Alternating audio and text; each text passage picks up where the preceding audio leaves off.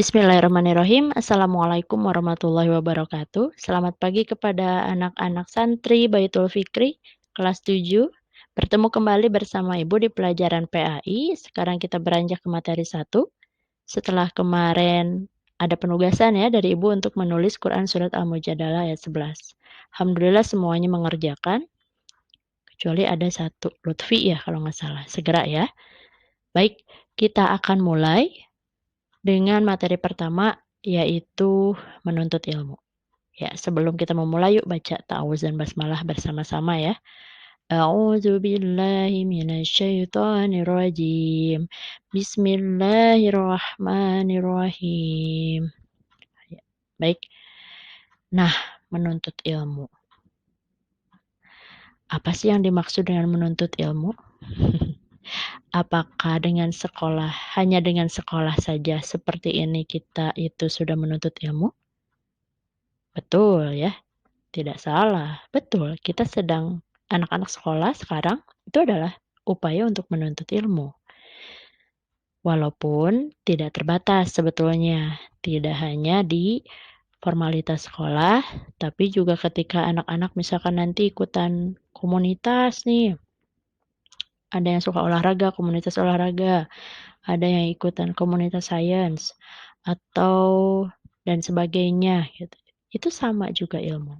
Bahkan kita mengobrol dengan orang tua, kita mengobrol dengan teman, itu juga sama, ada ilmu yang kita dapatkan. Nah, jadi luas ya menuntut ilmu itu. Nah, apa kata Al-Qur'an? Menuntut ilmu itu bagaimana menurut Al-Qur'an? Nah, salah satunya di penugasan kemarin Al-Mujadalah ayat 11. Tapi sebelum Al-Mujadalah ayat 11 ada juga ya tentang kewajiban menuntut ilmu dalam Al-Qur'an itu adalah Quran surat At-Taubah ayat 122. A'udzu billahi minasyaitonir rajim. Wa ma kana al-mu'minuna liyanfiru kaffah. فلولا نفر من كل فرقة منهم طائفة ليتفقهوا في الدين ولينذروا قومهم إذا رجعوا إليهم لعلهم يحذرون.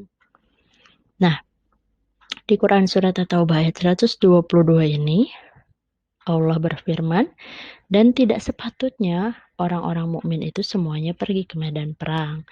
Mengapa sebagian dari setiap golongan di antara mereka tidak pergi untuk memperdalam pengetahuan agama mereka dan untuk memberi peringatan kepada kaumnya apabila mereka telah kembali, agar mereka dapat menjaga dirinya. Nah, jadi di ayat ini dijelaskan betapa pentingnya menuntut ilmu sampai disetarakan dengan pergi ke medan perang. Nah, jadi dijelaskan di ayat ini sama halnya orang yang pergi ke medan perang yang mengorbankan harta dan jiwanya ya, bahkan banyak yang syahid ya ketika kalau anak-anak melihat film Omar, film The Messengers yang tentang perjuangan Rasulullah di Mekah dan Madinah. Pada saat berperang di sana kan ada yang syahid ya sampai ya meninggal gitu ya untuk membela agama Allah gitu ya. Nah, di ayat ini mengapa katanya tidak sebagian untuk pergi untuk menuntut ilmu? Ya, sehingga ada penyetaraan ketika kita menuntut ilmu, yaitu pahalanya sama dengan kita pergi ke medan perang gitu. Masya Allah ya. Nah, jadi memang begitu pentingnya memperdalam ilmu, terutama ilmu agama. Nah, dengan bimbingan guru, ya seperti di sini ya di pesantren. Alhamdulillah nih Ibu salut kepada anak-anak yang bersemangat untuk sekolah di pesantren gitu ya. Ya namanya pesantren kan pasti insya Allah ya akan terus diberikan pengetahuan-pengetahuan agama yang lebih luas, ya dibanding sekolah umum biasa gitu ya. Jadi ya ibu salut kepada anak-anak muda nih, anak-anak remaja yang kemarin sudah SD, sekarang beranjak SMP, yang tetap bersemangat menuntut ilmu, terutama ilmu agama. Nah, sehingga ya turunlah ayat ini gitu ya. Karena Allah yang menginginkan ya kepada kita sebagai hambanya, ayo gitu, menuntut ilmu dimanapun, tidak terbatas lingkungan sekolah, tapi juga di rumah, apalagi sekarang ya, di masa pandemi. Manfaatkan waktu-waktu anak-anak, bukan hanya rebahan, bukan hanya tiduran saja, tapi juga dengan menuntut ilmu ya. Ketika guru menerangkan, perhatikan baik-baik, ketika ada tugas coba dikerjakan. Itu adalah upaya untuk menuntut ilmu. Agar apa?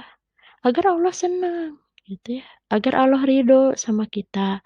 Sehingga pada saat kita ada kepengen nih, ya, kepengen sesuatu, misalkan, tuh lagi pengen punya sepeda misalkan, atau ada keinginan dalam hati kita doa, terus Allah kabulkan gitu. Nah, jadi jangan pernah berhenti untuk menuntut ilmu. Ya, karena pahalanya sama dengan kita pergi ke medan perang. Orang ya sahabat Rasulullah dulu mengorbankan harta dan jiwanya untuk berperang. Nah, kita gimana nih biar bisa sama seperti mereka gitu ya perjuangannya, semangatnya. Ya salah satunya dengan ini, dengan menuntut ilmu, dengan memperhatikan baik-baik, dengan mengerjakan tugas apa yang ditugaskan oleh guru gitu ya. Nah, selain itu ada juga ya di Quran surat Al-Mujadalah ayat 11. Ya, silahkan baca ya masing-masing karena sudah menulis ya kemarin. Pada intinya di Quran surat Al-Mujadalah ayat 11. Boleh Ibu bacakan artinya aja ya. Ayat Al-Qur'annya silahkan baca. Wahai orang-orang yang beriman, apabila dikatakan kepadamu, berilah kelapangan di dalam majelis-majelis. Maka lapangkanlah, niscaya Allah akan memberi kelapangan untukmu. Dan apabila dikatakan berdirilah kamu, maka berdirilah. Niscaya Allah akan mengangkat derajat orang-orang yang beriman di antaramu dan orang-orang yang diberi ilmu beberapa derajat. Dan Allah maha teliti apa yang kamu kerjakan. Tuh, Allah maha teliti apa yang kita kerjakan. Sehingga walaupun pembelajarannya daring, pembelajarannya online, guru belum bisa melihat tatap muka langsung, tapi harapannya ya tidak abai dengan tugas, tidak jadi sampai ini ya, ya misalkan sekarang nih suruh menyimak video malah nonton video yang lain. Nah, tidak seperti itu. Ya, jujur ya dengan diri sendiri. Ketika ada tugas dari guru untuk menyimak, coba simak baik-baik. Karena nanti hasilnya untuk anak-anak sendiri. Untuk kebaikan anak-anak di dunia dan di akhirat. Sehingga nantinya kita menjadi orang-orang yang selamat ya di dunia dan di akhirat. Diselamatkan oleh siapa? Oleh Allah. Karena kita sudah menjalankan apa yang Allah perintahkan. Kan di Al-Mujadalah itu ketika berdiri katanya dalam majelis ilmu, dalam belajar, ketika guru ya mengatakan berdiri, ya harus berdiri. Ketika guru ada tugas menyimak, harus menyimak gitu ya. Jangan malah menyimak yang lain atau malah chat dengan temannya. Nah, itu jangan ya. Allah Maha teliti dengan apa yang kita kerjakan. Dan Allah janji akan memberikan kita meninggikan derajat kita. Nah, siapa yang tidak mau ditinggikan derajat kita oleh Allah? Siapa yang tidak mau nanti di mahsyar kita diselamatkan oleh perjuangan kita menuntut ilmu? Pasti semuanya mau. Ya. Nah, jadi ya apapun yang Ananda terima dari gurunya, apapun yang gurunya tugaskan, harapannya laksanakan. Ya, agar ya Ananda berkah ilmunya. Sehingga nanti manfaat di kemudian hari. Ananda sudah besar, oh iya ya, ingat kata Bu Reni, menuntut ilmu itu harus sungguh-sungguh.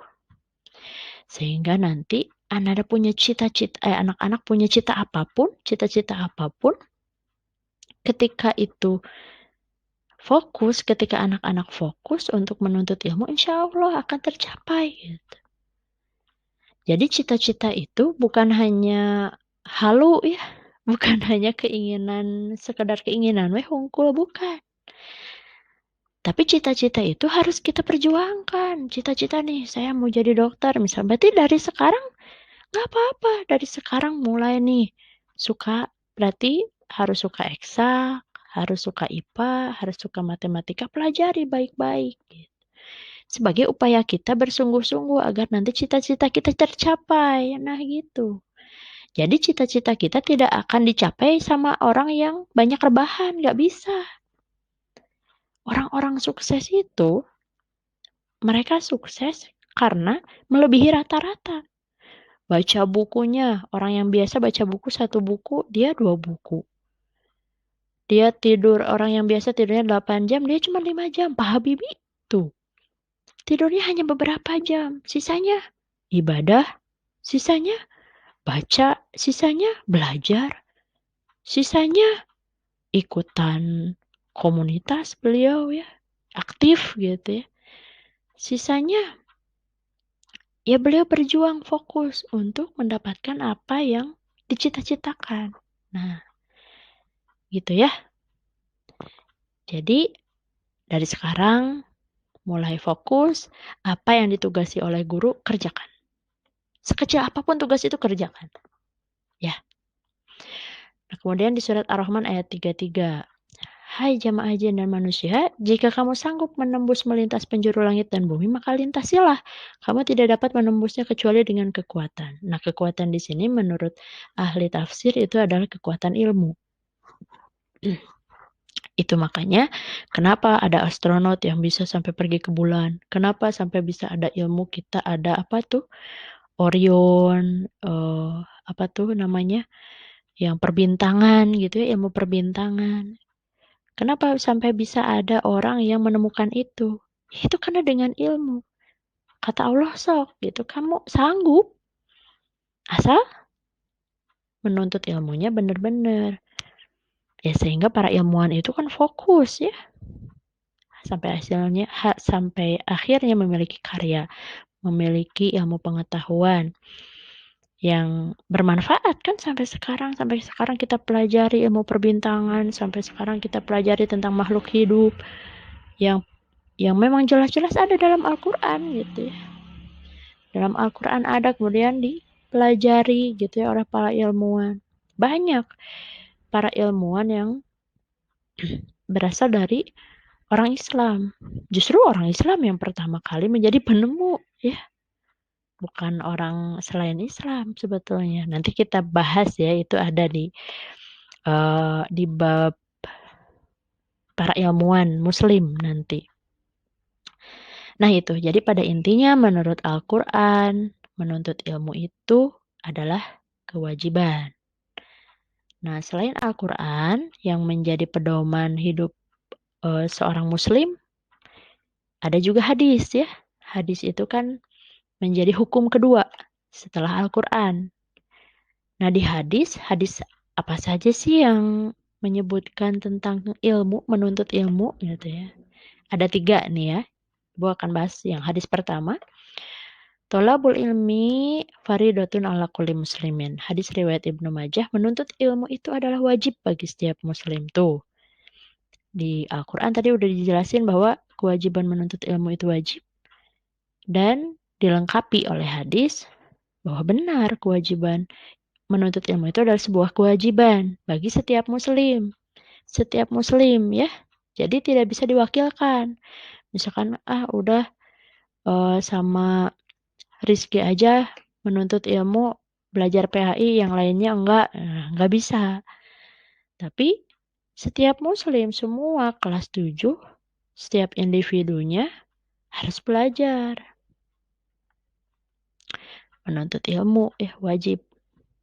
Nah, kemudian hadis yang kedua dari Anas bin Malik, Rasulullah bersabda, "Man kharaja fi talabil ilmi fahuwa fi sabilillahi hatta yarji'a." Barang siapa keluar dalam rangka menuntut ilmu, maka dia berada di jalan Allah sampai ia kembali. Nah, tadi ini melengkapi ayat yang At-Taubah tadi 122. Jadi setara dengan pergi ke medan perang, setara dengan orang-orang yang telah berjihad mengorbankan diri dan hartanya menuntut ilmu itu. Jadi setara dengan berjuang di jalan Allah gitu ya untuk membela Islam seperti para rasul dan sahabat di zaman dulu. Nah, jadi apa nih yang bisa kita lakukan agar kita bisa seperti Ali bin Abi Thalib? Apa yang kita bisa lakukan agar kita bisa seperti Umar? Ya, menuntut ilmu kuncinya. Nah, jadi fokuslah menuntut ilmu, apalagi di usia remaja sekarang ya, walaupun ya banyak godaannya ya. Misalkan sekarang nih ditugasin nonton, ada video iklan apa, malah ditonton yang itu. Ada sosmed yang lagi ngehits, misalkan TikTok atau apa, malah jadi scrollnya di situ. Nah, itu godaan-godaan yang harus kita minimalisir, hindarkan gitu. Karena itu nanti bisa menghambat nur. Al-ilmu nurun, ilmu itu adalah cahaya. Kalau misalkan cahayanya terhambat, ya ilmunya nggak akan masuk nanti. Kalau banyak maksiat di pikirannya. Maksiat itu kan pada saat kondisi kita nggak ibadah. Nah, berarti kalau misalkan scroll-scrollnya malah yang tidak bermanfaat, itu bukan ibadah. Berarti kan maksiat ya. Nah, berarti itu harus dihindarkan. Jangan sampai itu nanti menghalangi cahaya ilmu yang akan Allah kasih kepada kita. Nah, itu ya. Jadi, Masya Allah, menuntut ilmu ini ketika kita fokus banyak sekali manfaatnya. Bahkan untuk keselamatan hidup kita. Dunia dan di akhirat. Nah, di hadis yang ketiga ini menekankan yang tadi. Keselamatan dunia dan akhirat. Barang siapa menempuh satu jalan cara untuk mendapatkan ilmu, maka Allah pastikan kemudahan baginya jalan menuju surga. Tuh. Nanti di akhir cuma ada surga dan neraka. Kita mau kemana? Nauzubillah kan. Mencium bau neraka saja udah tutung ya. Udah gak bernyawa. Apalagi masuk, nauzubillah. Jadi kita sebagai muslim ya harus memiliki cita-cita untuk bisa masuk ke surganya Allah. Dengan cara apa? Caranya menuntut ilmu.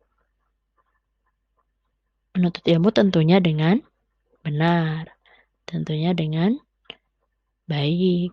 Tentunya dengan fokus. Gitu ya. Nah itu. Jadi menurut pedoman umat Islam, seorang muslim yaitu kita ya. Seorang hamba Allah muslim yang memiliki pedoman dalam hidupnya Al-Quran dan Sunnah atau salah hadis ya, salah satunya di hadis, yaitu kita berkewajiban untuk menuntut ilmu dengan niat hanya mengharapkan ridho Allah agar bisa masuk ke surganya Allah. Nah itu ya menurut sumber pedoman hidup kita, yaitu Al-Quran yang merupakan perkataan Allah dan hadis yang merupakan perbuatan Rasulullah. Ya, pelengkap pedoman yang utama jadinya. Jadi jelas ya bahwa kewajiban kita sebagai seorang muslim adalah menuntut ilmu. Nah, jadi apa aja nih perilaku yang mencerminkan tadi ya kandungan ayat-ayat dan hadis tadi tentang menuntut ilmu ini. Nah, yang pertama, jadi anak-anak harus rajin membaca. Kenapa membaca? Karena dengan membaca itu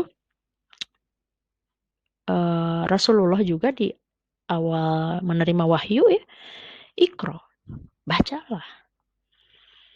Jadi membaca awalnya. Nah, ini ada tulisan-tulisan yang Ibu videokan dibaca. Baca dulu, baru pahami, baru amalkan. Gitu. Yang kedua, setelah membaca, tapi membacanya yang benar ya. Baca buku, baca tentang ya yang dipelajari sama anak-anak gitu ya. Bukan baca yang lain-lain. Yang kedua, bertanya kepada orang yang lebih tahu. Jadi jangan sampai kita sombong dengan merasa pintar gitu ya. Udahlah nggak usah nanya sama orang. Karena kata saya mah udah bener gitu. Padahal belum tentu menurut orang yang lebih tahu ternyata tidak seperti itu gitu ya. Maka ada sikap yaitu rajin bertanya, tapi nggak kepo oge ya. Soalnya segala ditanyain gitu. Maksudnya ketika anak-anak nggak ngerti dengan satu keilmuan itu boleh bertanya, harus malah. Agar jelas nanti yang diterimanya. Kemudian yang ketiga adalah rajin berlatih, tekun dan ulet. Jadi misalkan nih ada latihan yang guru tugasin, ya coba kerjakan gitu ya. Misalkan matematika anak-anak belum paham, coba latihan terus gitu ya soal. Ibu dulu waktu zaman-zaman sekolah di SMA ya. Kalau SMP biasanya ada rumus, ya ibu sesuai rumus gitu. Tapi pas SMA itu ada teman ya, seorang teman ibu yang dia Masya Allah diberikan kelebihan oleh Allah di dunia eksaknya gitu ya, sehingga pada saat pelajaran fisika itu yang harusnya rumusnya A sama dengan B gitu ya contohnya, tapi dia bisa membuat rumus sendiri. Keren ya. Pas ibu tanya, ternyata hasilnya sama dengan rumus yang ada di buku dan dia bikin rumus sendiri hasilnya sama. Ibu tanya, kok bisa? Ya coba aja di otak-atik katanya. Jadi dengan ketekunan dia dan keuletan dia, sampai sekarang dia kuliah di Aachen, di Jerman, Masya Allah ya. Ya itu karena memang fokus gitu ya. Ya dia fokus di bidangnya di situ. Karena memang punya cita-cita di situ. Nah makanya anak-anak di sini juga jangan sampai berhenti berharap ya. Jangan menyerah. Jadi terus berupaya. Kalau bisa tulis nih cita-cita yang besar di kamar gitu ya. Cita-cita saya adalah menjadi misalkan desainer komputer misalkan. Nah nanti coba nih cari-cari tahu ilmu tentang komputer tuh apa aja. Atau mulai otak-atik apa gitu ya. Mencoba berlatih gitu ya. Nah itu boleh, dari sekarang boleh. Ya, nah kemudian yang keempat berpikir kreatif. Ya, jadi jangan sampai kata bukunya begitu udah aja gitu ya. Nah misalkan sekarang nih ibu ngejelasin tentang ilmu. Ada tadi 3 ayat dan 3 hadis. Nah kalau anak-anak berpikirnya kreatif ini bisa juga cari lagi, coba cari ayat yang lain tentang ilmu. Apalagi sekarang mau banyak ya, Google misalkan. Boleh, selama yang kita cari itu benar gitu ya, boleh googling. Asalkan jangan mencari-cari yang tidak seharusnya gitu ya. Jadi coba berpikir kreatif. Misalkan buku biar pas saya ngerti ini apa yang sudah Bu Reni jelasin, saya mau buat mind mapping di buku tulis saya, di buku PAI saya boleh. Mind mapping itu yang kayak laba-laba ya. Jadi misalkan menuntut ilmu, nanti di ininya menurut Quran ayat sekian penjelasannya apa, nah itu boleh. Itu kreatif berarti. Nah yang kelima mencatat dan menulis, karena sama aja ya mencatat dan menulis. Ya artinya Dengan menulis itu, dengan mencatat itu akan mengekalkan ingatan. Jadi ketika kita lupa, kita punya catatan bisa dilihat lagi. Nah itu ya. Jadi harapannya nih, perilaku-perilaku yang iya, mencerminkan tadi ya, ini sebagai, penjelasan dari isi kandungan Quran dan hadis tadi. Harapannya anak-anak bisa begini gitu, bisa rajin membaca, bisa bertanya, rajin bertanya juga kepada orang yang lebih tahu, rajin berlatih, berpikir kreatif, juga menulis, tanpa harus disuruh gitu ya. Gitu anak-anakku semua. Jadi ya harus, harus tulus, harus ikhlas bahwa menuntut ilmu ini adalah sebuah perintah dari Allah gitu ya, sehingga nanti nilainya menjadi ibadah ketika kita melaksanakannya. Dan niatkan ketika kita menuntut ilmu ini, ya Allah saya sekolah, saya belajar hari ini ya hanya ingin mendapatkan ridho-Mu gitu ya, agar saya bisa menggapai cita-cita saya, agar saya bisa selamat dunia akhirat dan saya bisa masuk ke surganya Allah gitu. Kan pasti semua berharap ya ke surganya Allah, siapa yang gak mau ya. Makan buah-buahan tinggal petik, pengen susu tinggal disiuk gitu ya kata bahasa Sunda mah. Nah jadi tadi kalau di awal kita tahu kewajiban menuntut ilmu itu adalah wajib.